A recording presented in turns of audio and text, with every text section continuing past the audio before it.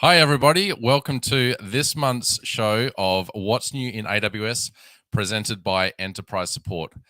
We're shaking it up this week with a bit of a new show format, starting with our AI ML legends, Tom Liu and Paul Colmer. Then we're going to have a bit of fun with a new Amazon Transcribe feature and finishing on a high by seeing just how much performance we can get from EBS using some of the latest announcements. Maya, please bring on everyone and let's have a big hi and hello to our hosts and guests on the show today. Hello, everyone. Thanks for joining. Hi, Hello. thank you. Hi. Happy Friday. Woohoo. Happy Friday. Yeah. Hey, Graham, I noticed you got a haircut. I did, yeah. I needed some more headspace. It's been getting a little bit warm. For our friends in the Northern Hemisphere, it's August, which in Brisbane means we're entering summer soon, and I need to escape the heat. Yeah, look at me. Now you're just flexing, because it's Okay. still freezing in Melbourne. Well, it's not technically freezing, but it's still quite cold in Melbourne. Yeah, I can feel Yeah. spring coming up, which is something to look forward to. I see. Your It's haircut, been raining Graham, in reminds me Auckland of for sheep. months. Don't sheep get sheared, don't they? Ready for the summer, don't they? Is that what happened? Yeah, the visual of someone holding me down whilst shaving my head just popped through my head and scared me. So I'm going to be quiet. That's not too bad. Yeah. I learned that, like, Simon, you disappeared for a couple of weeks. Where you have been to? Not a couple of weeks, just 5 days. I was at Falls Creek actually, and it was actually, funny enough, warmer than Melbourne, so it's a great ski trip. I turned my camera brightness real high, so you're not seeing my goggle marks. Wow. But it was it's Okay. a bit it's a bit disturbing in person, so I can say. Mm. Welcome Sounds good. 6600. Woohoo. On the chat there. So Well, we're looking for a lot of audience participation today. There's going to be a lot of questions for you to engage with us on. We're going to have a lot of fun. The majority of the show is going to be comprised of demos, which means we're probably going to make mistakes. And feel free to call it out in the chat. But for now, we're going to move on to our artificial intelligence and machine learning segment. Maya, if you can hand over to Tom and Paul to host that segment. Thank you so much. Hey, before we're moving on, I just want to call out. Last time I got a feedback from our audience saying that it will be awesome that if we can talk about the tag like talking to your granny. So I assume that your granny speak English. Yeah, my granny doesn't. Didn't also. So let's try to have some fun today then. That could be a great live stream, wouldn't it? Chatting in whatever language your grandmother chats in. Only if you can do it in the format of a Bluey episode, please. Okay. I accept that. I read that kind of book very often. Yeah. Coming up next, Monk's show, we'll Let's see how it host goes. part of the show in the Bluey format. Yeah. Why not? There we go. Awesome. Welcome Sony Park 360. Woo! Welcome to the chat. Yay. Look at that. Paul, it's you and me again. Now It is. I don't think we need to do intro again. Like, we've been together a couple of months, and I hope that people get used to seeing us. I would like when we to say ask you- together, you mean Yeah. you mean hosting, right? Not together. So just people are aware we have separate families. yeah, of course. Yeah, of course. Not that close, I would say. Yeah. That's right. Close, but not too close. That's right. That's right. I have some good feedback last time saying that, like, we did a bit of playground demo on Jumpstart foundation models, like especially with the text and also the text to image model as well. I hear that they would like to learn more about like text to image or so. Like any kind of fun stuff we're gonna do today. There's always some fun stuff. So yeah. So if you just, I'm not sure who's doing the sharing of the screen. If someone wants to share my screen, I've got a little. Well, there we go. Fantastic. Got a little digital whiteboard here. Hopefully Okay. it's going to come up in a moment. And so yeah, the product we're going to have a little look at. Oh, there we go. Up it's come. Wonderful. The product Okay. We're going to have a little look at. So this is my little digital whiteboard here. And Nice. Amazon SageMaker Jumpstart.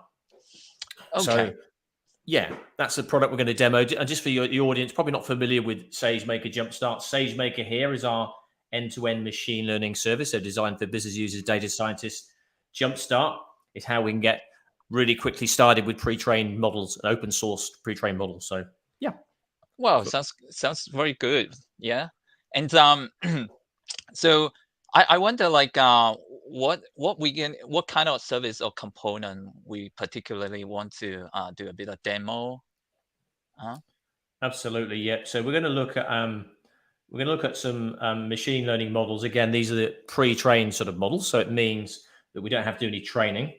Yeah. So for people that don't understand how that works, let me just quickly sketch that out and deploy. So this is where we prepare the data. Okay.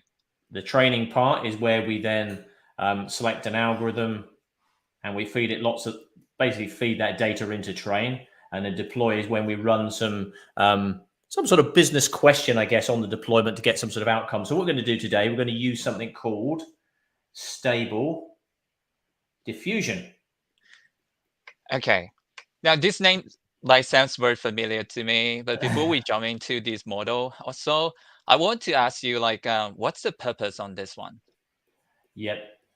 So let me back up a little bit. So there's a range of different models that we can sort of deploy. So the training part has been taken care of us. That's the idea of a foundation model. In fact, that's a definition of a foundation model. It's already been pre-trained. The data's been done for us. So we're already at this lovely deploy stage. And so Stable Diffusion is just one example of a foundation model. And this particular foundation model is what's called a text to image model. So what it means is we can feed in some text and it will create some incredible sort of imagery for us, which would be really cool. Yeah. Why don't we just jump straight to a SageMaker Jumpstart? Let's do that. That sounds like a great idea. So let me just select the correct window. Here we are. Cool. So the first thing people would need to do, just type in. So you want to help us understand how to get onto the console, right? Is it? Absolutely. Oh, yes, absolutely. So the first thing that you would need to do would be to log in with your username and password. You presented probably with this type of screen here. And then you just type the words SageMaker. If you're lucky like me, I've got a little shortcut, so I can just click on my shortcut. You can type it at the top and you're straight into the console. All right. So now I understand that you would like to show us a environment or so, but maybe before doing that, what can you help us understand a bit, like what particular module you are presenting on the page at the moment? Yeah. So at the moment, what you're looking at, this is what's called the SageMaker console, and we're in something called domains. So in order to use SageMaker, the first thing you need to do is create a domain. So if you're very new to SageMaker, this screen will look a little bit different. You won't have a domain set up. And the reason you have to set up a domain is this is where all our resources live. So our file system, our storage lives in here.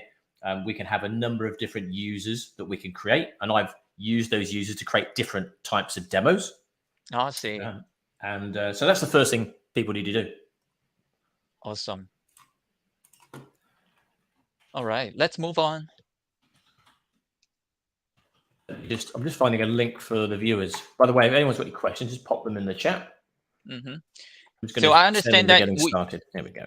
You share a bunch of list user you created for a particular one, particular purpose, for demo or for your potentially work. So which user are you going to use today? So luckily, this is a good time to plug actually. So myself and another trainer are doing a chalk and talk at the Canberra Symposium 2023. So that's later this month, later in August. So come along and see us. And I'll do a little demo that we prepared for that. So what we can do, we can simply go into a particular user here and we can launch something called SageMaker Studio. Okay. Can you help us understand a bit on what is SageMaker Studio? Absolutely, yes. So SageMaker Studio is our integrated development environment. So what it allows business users or data scientists to do, it allows them to work on their machine learning model within a single sort of console. So in this console, I can open the different features of SageMaker So for example, you see on the left-hand side here, I've got some auto ML capability. So if I want to launch what's called an experiment, which will automatically select an algorithm and tune my model for me, I can do that. Okay. I can access other features here on the screen. So lots of things I can do here. So it's my environment basically for developing. Oh, sounds good. Sounds good. Yeah, I can't wait to see the foundation model you mentioned, a couple of minutes ago. Like maybe we just go straight to that one. Should we jump into the jump start? There we go. Let's jump. So Why pre-trained models here, notebooks, pre-built solutions. This is the jump start console. I've zoomed in a little bit. Okay. And you've got some end-to-end machine learning solutions here. So if you have a specific business problem you want to solve, there's solutions here. There's some text generation models. You're all familiar with solutions like ChatGPT. So there's a range of models that can do similar things here. We can generate text. We can do text summarization. We can do all a cool thing. But where we want to get to is the image generation. So there's a few examples here. Okay. And this is the baby we want, the Stable Diffusion. Now this one, it says fine-tunable, yes. So you remember we talked about having models that are already trained and tuned. Well, what you can do with this particular model is you could take your own data and just fine-tune the data. So for example, if you were to produce some pics of cats, but you didn't really happy with the cats maybe that were being produced by Stable Diffusion, you could take a subset of data of cats, maybe your cat, feed them into the model, and then it would produce pictures that would look similar to your cat because it's then tailoring the model to your images. So that's one thing we can do with fine-tuning. Okay. Not sure whether you prepare that part today, but maybe next time or so we may do a bit of show on that one. We can do a little bit of a deeper dive. That's right. Let's look at the model. Yeah. So what this console means, like when we view the model, like what this console try to guide us. Yeah. So there's lots of information here. So you can see we've got different parts of the life cycle here. Let's stay with the deploy side of things. Okay. So if I wanted to deploy, remember my whiteboard that I drew before? I talked about deploy here. So we deploy something called an endpoint. And so this deploy model means that we're going to deploy an endpoint. And an endpoint has to have a certain amount of virtual CPU memory. So I can select the different types of instance types they're called here. So different profiles here. I'll give you a name. Like a GPU machine we listed here. That's a P3.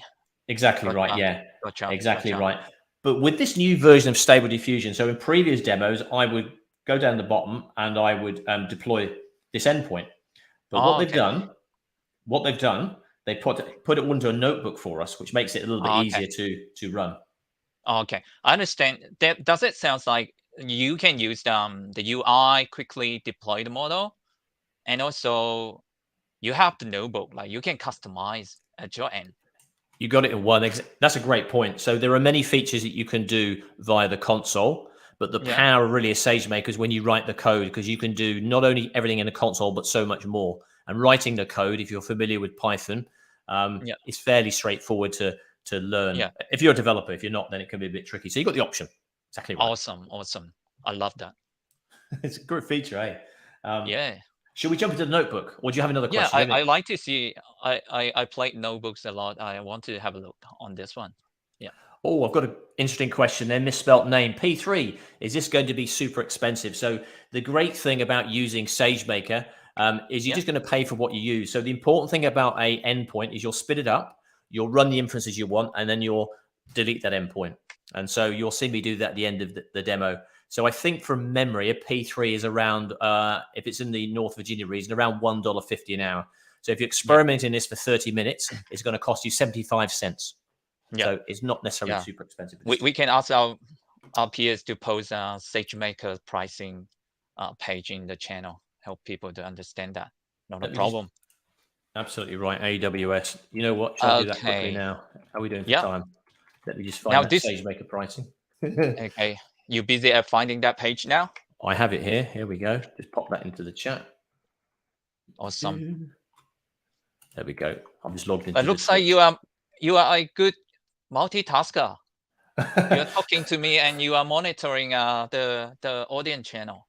I can't do that. I think I've been working as a trainer for too long. So yeah, you have to look at all the different things going. It's like a NASA center. I want you to spend some quality time with me in the next 5 to maybe next 5 to 10 minutes. Thanks for that. Don't worry, we will help our Simon or Graham to look after that. All good. Don't worry. No problem at all. So here we are. Yeah. This is into our, so this, what you see here now is something called a Python notebook. Yeah. Now, the great thing about a Python notebook, it's running on some hardware behind the scenes, but it allows you to write Python code. It allows you to write what's called Markdown script. And what's important about that is it allows you to run your code for machine learning in a repeatable manner. So when I create a notebook, I can give it to somebody else. They can run it. I can create an experiment. And if it runs correctly on mine, assuming the environment is the same on someone else's, it will run the same. So it's a really good way of capturing those scientific sort of repeatable experiments. So that's why the Julia notebook awesome. is so important. Yeah. Yeah. Would you like to briefly talk about what this book's about? What this absolutely. about? Absolutely, Tom. So yeah, here we got introduction to the notebook itself. There's a bit of explanation here. This is written in what's called Markdown language. So you can see here, I've got different fonts and I got different elements of the notebook that I've set up. So it's like a page of contents in a Word document. Awesome. Yeah, looks like, could you hold on here? Like, looks like there is a content, like the content highlight here from, like, there are 3 steps or 3 sections listed here: setup, run inference on pre-trained models. And what's the 3rd step? Scroll down a bit. Would you mind? Sorry, right, I went the wrong way. There we go. Yeah. Fine-tune. Yeah. I want to talk to you, like, how many sections we're going to cover today? Maybe 1, 2 or so? Yeah, let's just walk through. Yeah, not many. So there's quite a bit of code to go through here. We can probably skip the setup. So no problem. Really the way it works is sequential, right? So we've got a bit of setup. We're installing some modules here. Then what we're doing is this code here is then selecting our model. So remember that we talked about, you remember which model we're using, Tom? Just what model are we using? This is what I do with my students. I always reach out to them and ask them questions. Is it Stable Confusion? Almost. Stable. Could be a bit diffusion. stably confusing. That's right. Stable diffusion. That's right, Tom. Okay. So we can see that there. Stable diffusion 2.1 base. Hopefully you can see that. It's a little bit small maybe on people's screens. So this is where we select our model. No problem. And this is our text to image model. Yeah, love that. So what I'm going to do, actually, let me click on one. This one I've run before. So I'm just going to make sure I've got the right notebook here. Awesome. So you can see here, this one's a little bit different. I've got the setup. I've run these commands and I've got a whole heap of output now. So we moved down, didn't we, to selecting our model. So we've done all that. Now what we can do is retrieve artifacts and deploy an endpoint. The types of artifacts that are retrieved are the container image that we want to deploy. And the endpoint itself is the actual instance. Okay, now I want to put on hold here. So it sounds like we can just call the API, like such as the SDK, and providing your expected parameter or what model you want to deploy, and then the service will manage that for us. Absolutely right. Yes. So you'll need to choose which endpoint you want, though. You need to choose that instance type. But of course, making sure that you have multiple instance types running will mean that they're balanced across the availability zones. But for the demo, I've only got one instance type running just to keep the cost down. It's the same for yourselves on the Twitch channel. If you want to experiment this, just use a single endpoint purely for demonstration. But in production, you run 2 or 3 for sure across multiple AZs. Yeah, awesome. Thanks for that. No problem. And so what we're going to do is retrieve a default instance type. So I think from memory, it's one of the P3s. Yep. We'll keep going. This is where we actually query and parse the response now. And this is the exciting bit. So here is where the magic happens. Okay. So let me find, here's one I prepared earlier, a little script, or a little prompt, I should say. So what we need to do now is enter this prompt. Okay. I want you to help us understand what is prompt. What is prompt means? Yeah, it's basically a sequence of inputs that you're going to put into the model. So in this case, let me just pop it in here. I'm just asking it to draw something for us. So at the very beginning here, a cute, magical flying cat is what I'd like to see. So you put the subject at the beginning, and then because I know this model quite well, I know it works well if I add some additional words. So, for example, I've asked it for fantasy art drawn by Disney concept artists. Okay. I've also added some additional keywords here to improve the quality. Okay, I want to understand that, but let's just run through, get an inference, and have a quick look. Should we do that? And while we're doing that, if anybody wants to have a little go in the chat, just pop some prompts in there, and we can do those. So let's just remember last time we did a bit of like a bear in a nappy or something like that. We barely see a cute bear with some sort of nappy. Let's see how this one go. Yeah. There we go. Uh-oh. Yeah. That's not so too cute. bad. I only wanted one though. It's given me two. That's the first time it's ever done two. That's interesting, isn't it? The interpretation on that. I do want to pause a bit. Like I want you to help us understand a bit on the prompt, and you mentioned a bit on the detail, how that kind of may impact the output image quality. Yeah. So I'll be honest. The best way to learn about prompting the different models is to find some good examples, usually on the internet, around what prompts work really well. So I know on Stable Diffusion, for example, and this also came from some of our ML experts as well in Amazon. They gave some examples where these types of words gave us, really, really quite good, compelling pictures. So the very high quality is important, highly detailed, elegant, sharp focus. You can add your own. And also, you can also add, maybe not with this model, but if you're using other models, you can even add the type of camera that you're using, and it will actually check. It's amazing. I think there's a tool called Midjourney where camera types and focuses really work well. So, yeah. Awesome. Yeah, I want to do a test, and maybe you can help us. Like, we just keep a cute magical flying cat and remove the remaining and see what kind of picture it will generate. Let's see what happens. And that may help us understand the description. Let's have a little look. Hope it's not the same. See what happens. Awesome. Great thing about this, we've no idea what it's going to produce. Let's see what it does.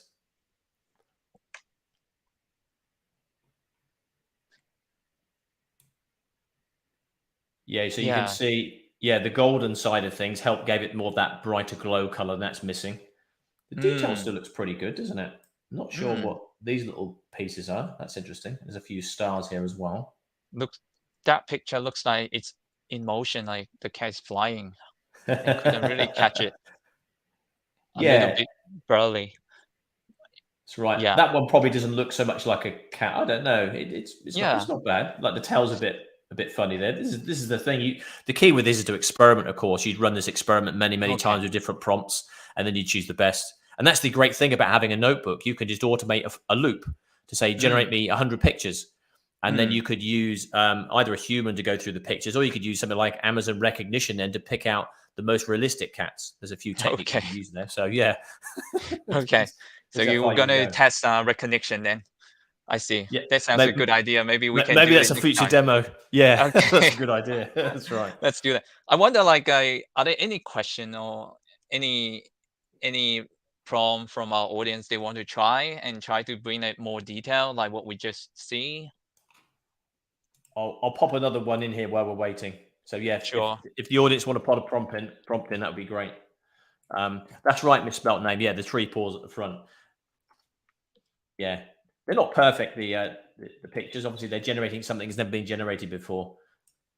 Well, I have we just missed that one. But people want to go back to the previous prompt and replace cat with dog. Can you do that for us? Oh yeah, we certainly can. Yeah, and then maybe we'll quickly jump on the one you just pasted. Yeah. Let's do this. Just need the quotes at the end. Yep. So yeah, be very careful when you do this. Make sure you've got the quotes either end, and it will all highlight it in red. So let's run that again. Okay. So see what we get this time. So cute. Oh, sorry, I wanted to do a dog, didn't I? Oh, sorry. Yeah, it's a dog. Let's do that quickly now. Yeah, maybe wait. Oh, yep. Let's give it a go. Are we sick of cats now? Look at that. There's another cat. Let's do a dog. Let's see what happens. Okay. All right. And the key with prompt engineering as well is being descriptive as possible. So these are very simple prompts, but we can put something, a lot more intro, a lot more detailed in terms of the prompting. There you go. Awesome. Thank you. It looks like we have a dog flying now. We Not do. too bad. It's golden. Awesome. I know we are running out of time in our section, so I would call out Maya. Would you like to bring? Yeah, but before that, any final thought you want to share with our audience today? I'm just looking at the chat actually. Can you generate it an AWS certified professional? You know what? Should we try it? I'm dying to try that one quickly. A misspelt name. Okay. It would just look like Tom. Okay, thanks. I take it as a compliment. I think so. Thank you. Quickly see what happens. I've no idea what this is going to do.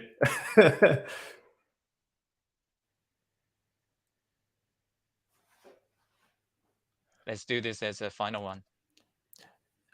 I'm trying to think on top. So Mookie Monkey's got a question. Can you do this via Node.js SDK? I think you can, can't you? I think Node.js SDK is one of the SDKs that's supported through SageMaker. I'd have to double check. Not through the Jupyter Notebook, though. Only Python and R are supported in Jupyter. But yeah, you could write your own code in Node. Yeah.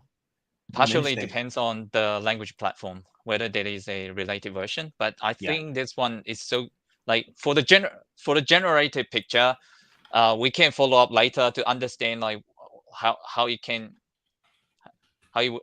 it looks like that. Maybe the original data doesn't really have an AWS certified professional, and then you just try to make up a picture. I think so. Yeah, it's trying to be creative. It's taken the colors though, hasn't it, of the AWS logo? So it's interesting. Yeah. But yeah, thanks for your prompts. That's awesome. Really appreciate. Any final thoughts before we move on? I've got a question here. Culture. Where is it getting all this data from again? So what's happened is we're using what's called a pre-trained model. So if I go back quickly to my digital whiteboard, come here. There we go. So what's happened is the data has been prepared. The model has been trained on that data, and that's all been done for us. So in other words, what they've done, they've given it pictures, if you like, of cats and said, these are cats, pictures of dogs and dogs. And what the model is able to do then, because of the way it's been trained, is it able then to understand language, convert that into a picture, and then realize that when you ask for a dog, there's a whole heap of dogs that it can draw on, but it doesn't just take what's in its, if you like, what's in its memory. It's actually generating something new. So it's very similar to what a human would do. Like babies learn what cats are, what dogs are, and so they know what they are. And a baby, an older child then is able to draw those things, and so it works very similar in that way. Hopefully that helps, Culture. Was that a good explanation? I think I think some granny can understand that. I think that's awesome. That's the granny test, right? Yeah. Yeah. Let's. I think we are running out of time. Let's move on to the next section now. Let's do that. I really appreciate your time. Maya, would you mind to bring up the other speakers?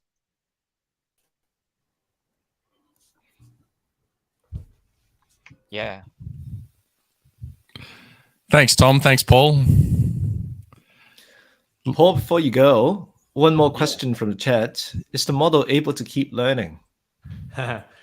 Great question. So once it's deployed, so it's deployed now as an endpoint. If we wanted to allow the model to keep learning, we could do some more training on that model. So we could do something called pre-training.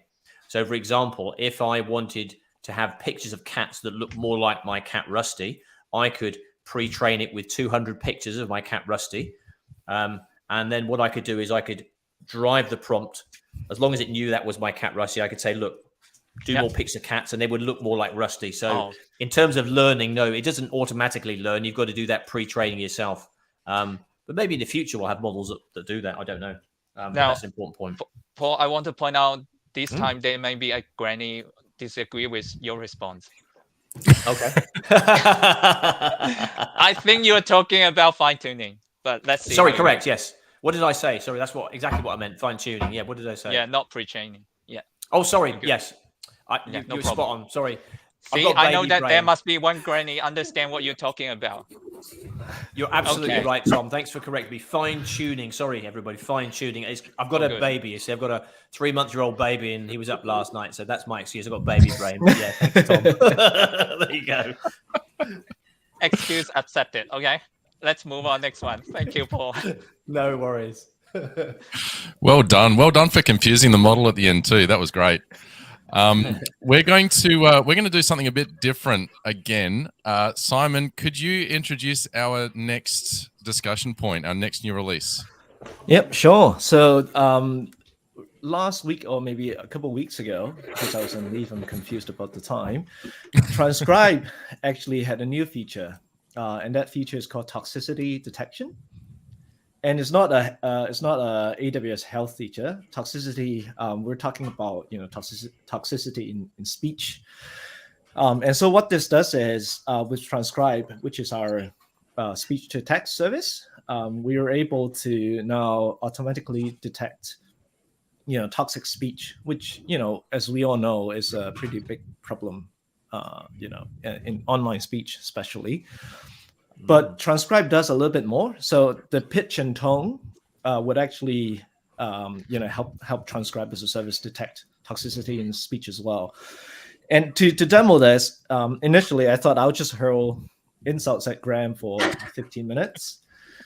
But then, Which would have been fun. I remember it. You know what? I think it'll be more fun. But then, you wouldn't see me on the next switch because I'll be sent packing home. So probably not very nice. So what I thought is maybe we'll just do movie quotes, and Graham would do his best impression of these famous movie characters, and we'll see what happens. And because they're movie quotes, I think we're in the clear. We'll try to stay clear of some of the more extreme ones, shall we say? So Graham, you mean like Eddie Murphy? You haven't got any Eddie Murphy quotes then? I actually, I actually have an Eddie Murphy quote in there, and I'm hoping it should be fine. But if you don't see me next month, you know what happens. You find me on LinkedIn. There's a couple of potential ones. I'm not sure who the character was that said the ones that we've got lined up, but his influence is definitely there. Yes, absolutely. And I like to invite the audience members to actually send us some quotes as well as we're going along with this little demo. And just beware, Twitch also has a toxicity detection. So if you put something in that's too graphic, we might actually not see it, or we'll pretend we don't see it. Either way, keep it clean, people. Keep it clean. Come on, keep it clean, but slightly insulting. Just adding to that, the toxicity detection, it can detect a wide variety of different types of categories of toxic language. So that includes things like sexual harassment, hate speech, threats, abuse, profanity, insults, and graphic language. As Simon said, we are going to limit ourselves today. We're going to keep it G-rated. The movie quotes that we're using are going to be G-rated, but we're going to try and laugh it up a little bit and see what the service provides. So because this is going to be pretty tame, you can imagine if someone was actually being a little bit more on the M-rated side of things, that the values returned by the toxic detector are going to be a bit higher. Absolutely. Thanks, Graham. All right, Graham, should we start off with the first one? Yeah, so I've got to get a few things set up on my side first. So, excuse me, get the voice prepared. All right, and here we go. AWS Comedy Hour. There you go. There we go. It's coming. Clean comedy hour. AWS Clean Comedy Hour. That's key. Our first test comes from the movie Toy Story, released in 1995. And this one I'm going to direct at Simon. You are a strange, sad little man, and you have my pity. Farewell. Oh my God. This is from Buzz Lightyear talking to Woody the first time he sees him. And Woody obviously is very protective of his fellow toys. So Buzz Lightyear saw him and is like, you're a sad, strange little man. The next step I've got to do, so I've just I've made an audio file, and I've got to take that audio file and send it up to S3. So this command takes the M4A file, pushes it onto my S3 bucket. Once it's there, I can run the transcribe feature over this file. So if you've got audio, if you've got text coming from other sources or audio from like call center transcripts or whatever, then you can just have them put into the S3 bucket, and from there send it through to the transcribe service. So the command, something pre-prepared actually. So I'm just going to use a couple of helper functions here and create a little job. copy this across. So the command here, start transcription job, send it through, take the file from the S3 bucket, push it back to the same bucket, but under a folder called transcribe-output. And it is running the toxicity detection with all categories included. Nice. And so for the viewers, that's command line interface, isn't it? What you're using? This is the AWS CLI. Yeah, so I'm running this on my local machine just because it's easier. This is the return from the service. You can see that the job's been accepted. The status is currently in progress. Oh, yes. Yeah, and for those who can't code like me, I'm not saying you can't code like me. Like me, who can't code, you can actually use you can actually use start again now. as well. Who can code? Actually, That's another Can you result for code? us. Who can code? Cook and code. There you go. Yeah, exactly. So so you can definitely use the console as well to upload that to send it from your S3 bucket as an audio file, and have transcribe read that audio file, output with the text and also the toxicity rating. So while we're waiting for that job to run, Graham, shall we do the second one? Let's do the second one. All right, I'm all ready to go. And by the way, this is one- the first Eddie Murphy movie, but this is not a quote from Eddie Murphy. So, okay, This so is this actually one's Mike for you, Myers. Paul. You dense, irritating miniature beast of burden. Wow, that's a great script. Ouch. So that one's come from the Love movie it. Shrek. And thank you so much for being my subject there, Paul.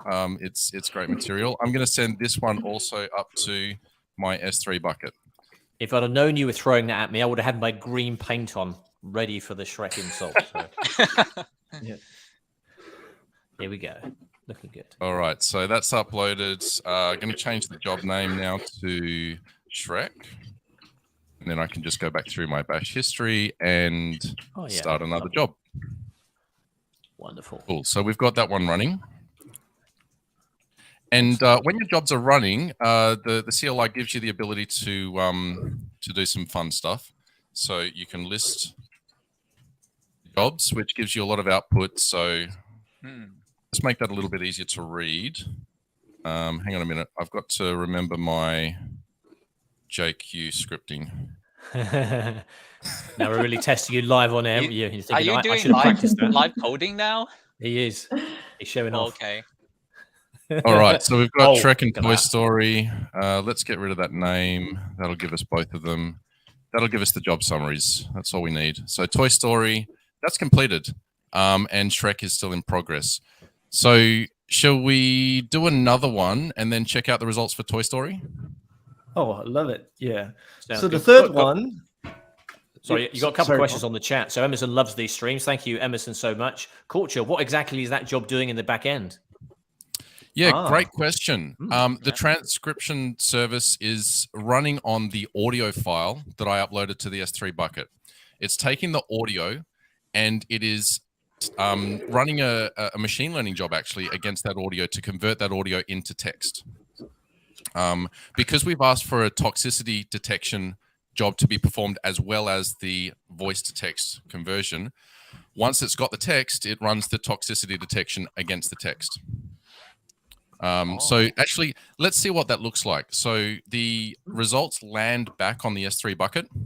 So if I have a look inside my S3 bucket, where are we?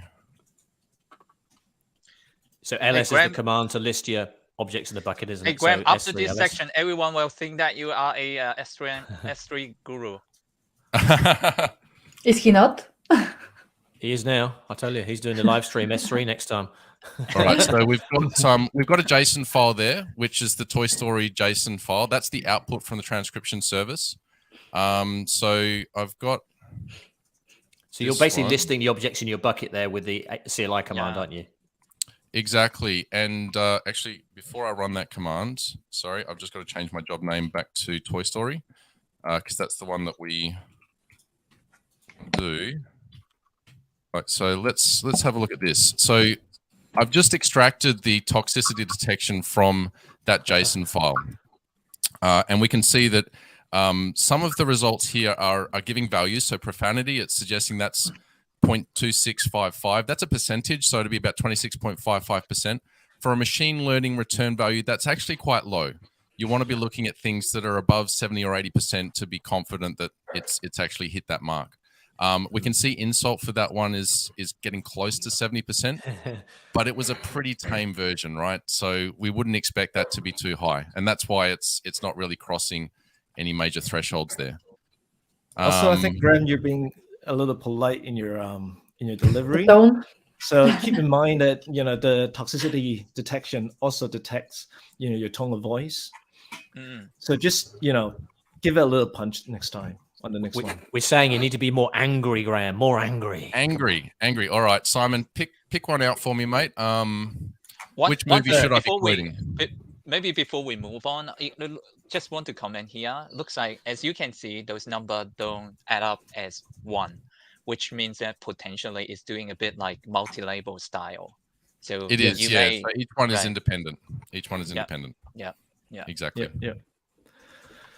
All right, so Okay, let's do an Adam Sandler movie, Graham. But obviously, I can't pick any line by Adam Sandler because it'll all get us cancelled.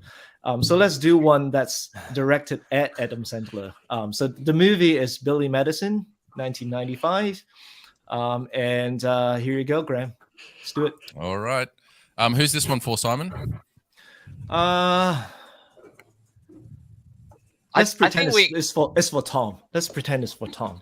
God. I think we do two gentlemen already. It should give a chance for a lady, but I'm happy to be the one. You're up, Tom. And for those who've just joined, the background context, what we're doing right now is we are running the latest feature in the transcribe service, toxicity detection. It is looking at toxic language in audio that gets transcribed to text. I am really not this mean in person. I'm a nice person, but we're doing this for science. So Yeah, we're not just randomly insulting each other. You just got some more suggestions as well for next time. Emerson wants Pulp Fiction and Culture wants Rush Hour. So there we go. Oh, we'll try those ones at home. For our audience member, I do recommend, or I do encourage you to put in some lines here and see what Graham can do with that delivery. Yep. All right, here we go. Next insult away. What you've just said is one of the most insanely idiotic thing I have ever heard. At no point in your rambling, incoherent response were you even close to anything that could be considered a rational thought. Everyone in this room is now dumber for having listened to it. May God have mercy on your soul. Wow. I don't quite understand that, but it sounds so rude. It's totally out of context, isn't it? It's actually a very polite way of insulting somebody, I think. It's something else. All right. So standard process, we're going to copy this thing back up to S3. What's my bucket name again? Culture's taking bets. He thinks he's over 80% on that one. It was a good one. 1D or 2D on medicine. Graham. Oh, yeah, there you go. All right. Uppercase. I can't wait. The tension is building. What will it score?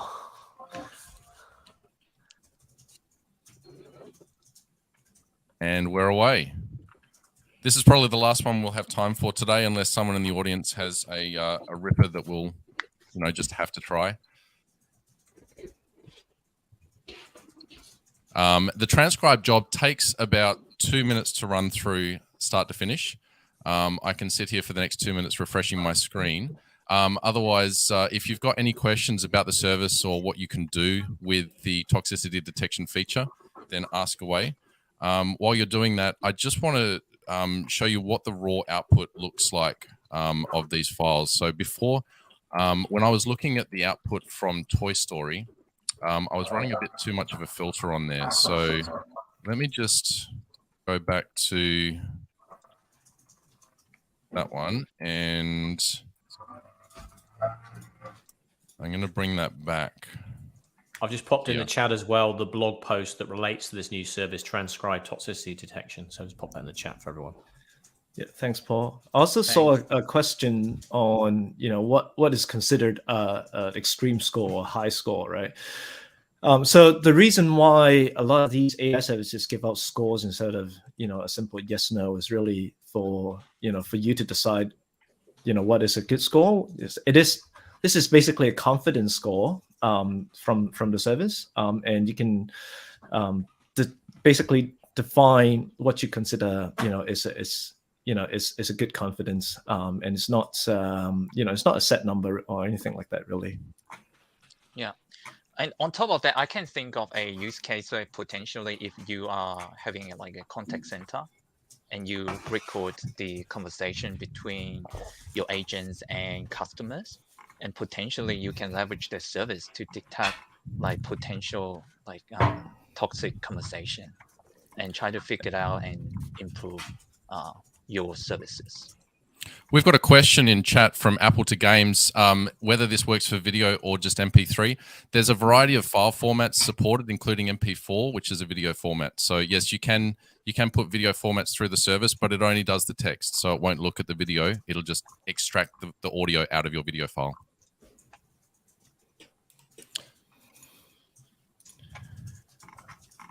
So as you can see, I've just got the text from that transcription result. So the JSON file includes the text that it extracted from the audio, as well as all of the other data there. Let's have a look and see if our job's finished yet.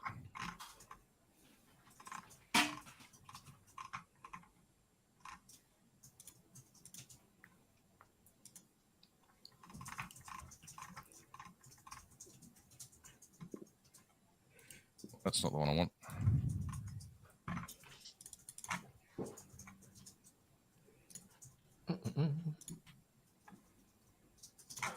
So CLI commands are getting good. Completed. All right, let's have a look at the output from that one.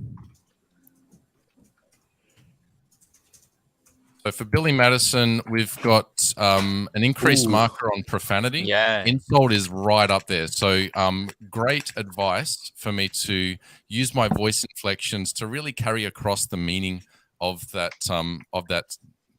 quote. I think it worked really, really well. 95.8% is a really high marker. It's almost dead certain.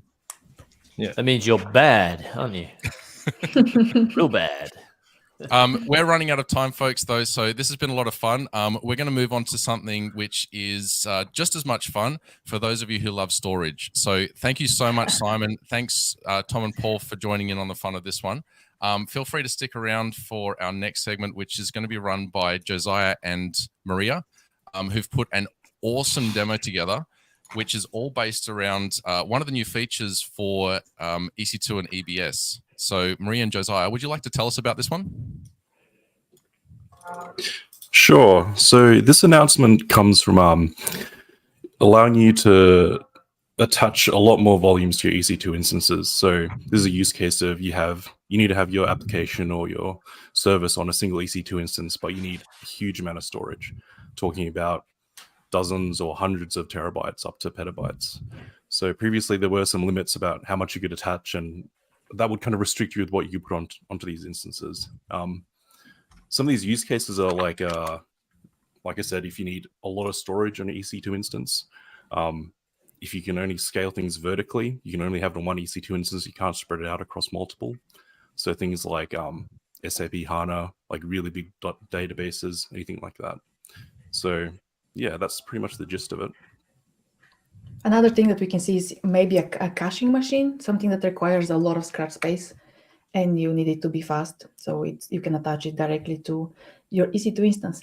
And yeah, it's fun if you're into storage details, which I guess we are.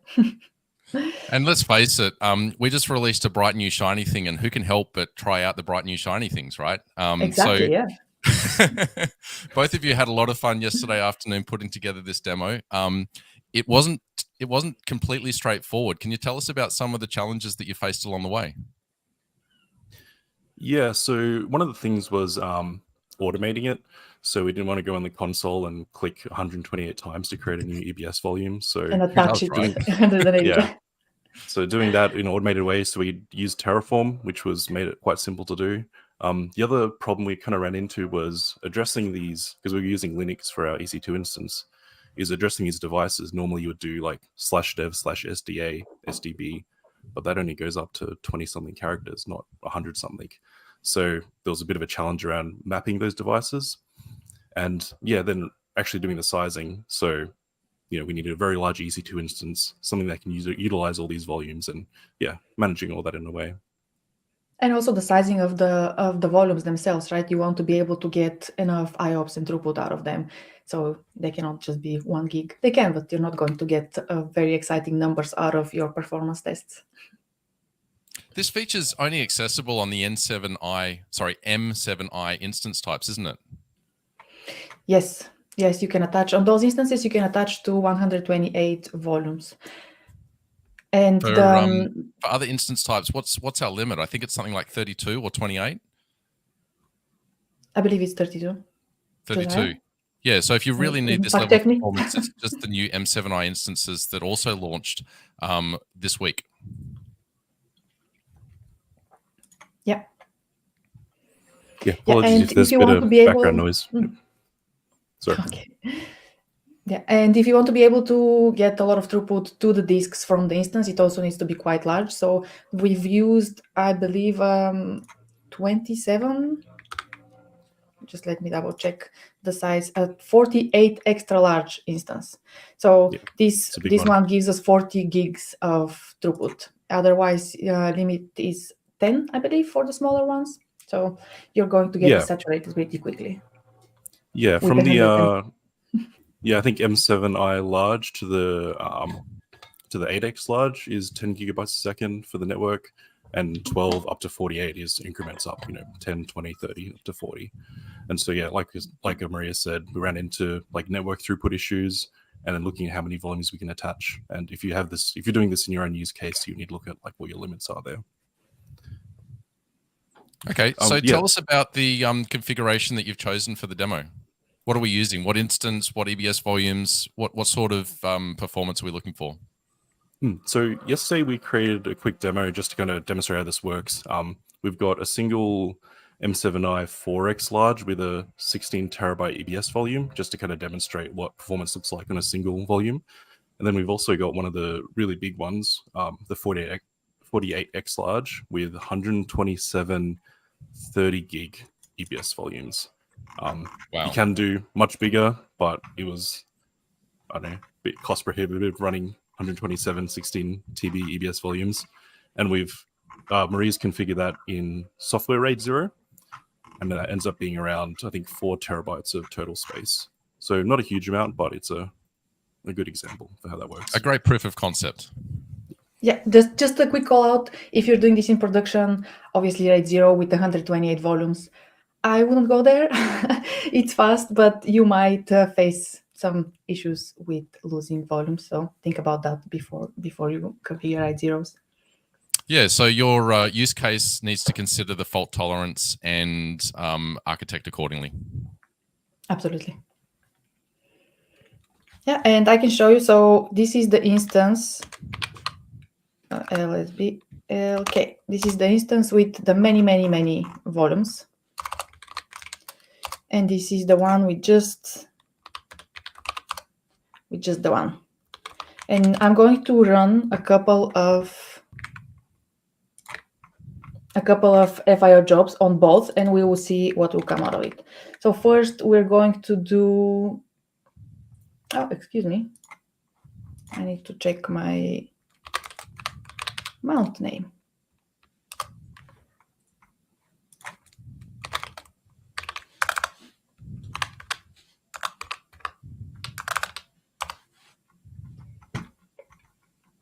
Okay, so this one, and I'm going to talk through the job. You're getting the directory, which is no RAID. Since we have no RAID here, it's just the single volume. The name of the test is FIO test. It's a random writes in this case. 16K, and as the files are going to be 1 gig. I'm going to run 100 jobs. This is quite a lot, so this means that we'll have 100 parallel jobs running, and it will be a runtime of 60, which is not seconds. And let's see how this looks on the instance that is running just the single file. And I'm going to also run the same job on here, but with the hundreds of volumes, and we can see the difference. It's quite significant, actually. It's really impressive.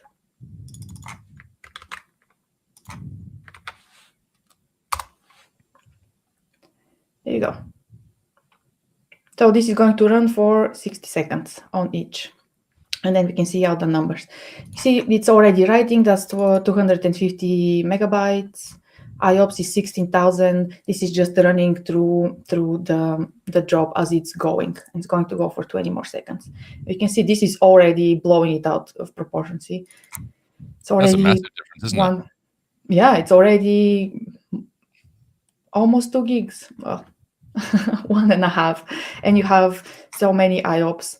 Yesterday when we ran it, I ran it for less than 2 minutes. I think it was 1.5 minutes, and we got 6 million IOPS for the 2 minutes. 6 million accumulated. Yeah, it's quite impressive. Okay, so here we have it.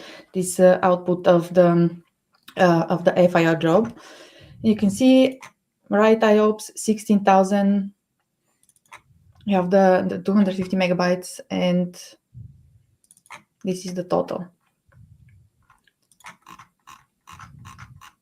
And here we have the real deal. Josiah, if you wanna jump in and say something about it as well, please. Yeah, I was going to mention I did have a chat to this with some work colleagues last night, and they were talking about some of the use cases of where they'd be using kind of this big high performance storage on-prem and what they could do in the cloud with it.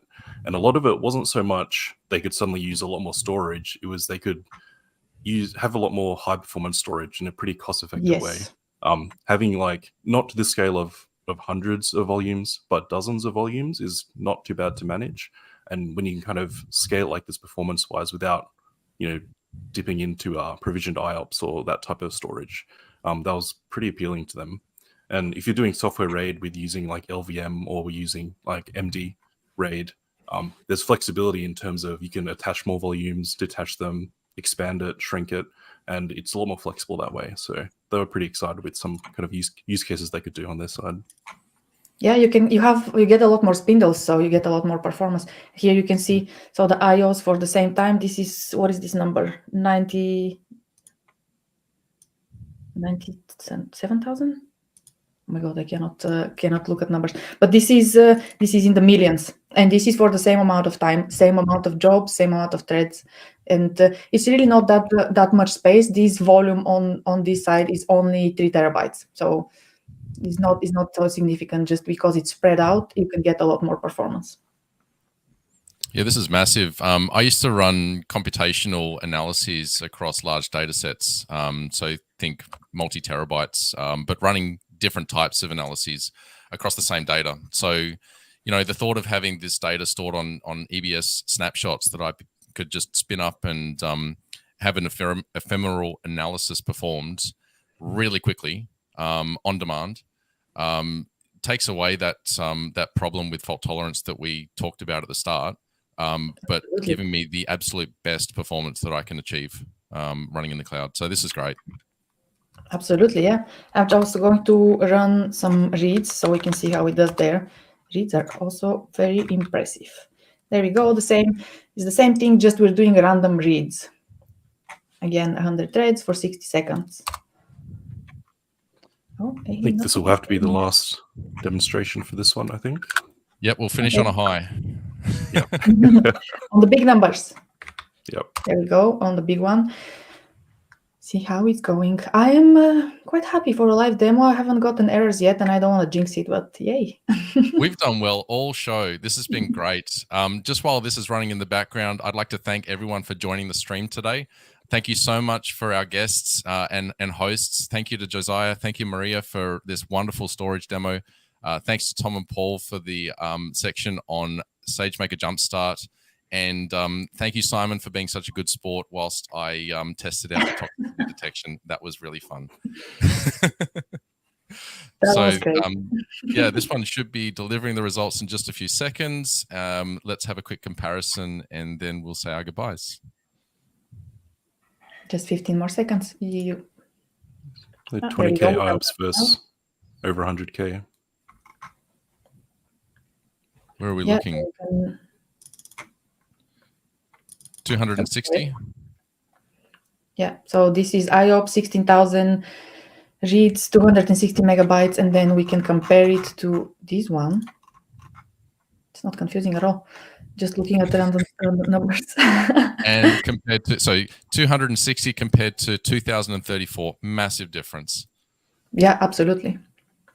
Great. Thank you so much for this. And thanks again to our audience. It's been a blast today. I'd love to see more demos in the future. Any ideas that you have, please throw some more comments in and be sure to join us next time to see what craziness we get up to on what's new in AWS with enterprise support. Thanks, everyone. Have a great week. Thank you. Thanks all.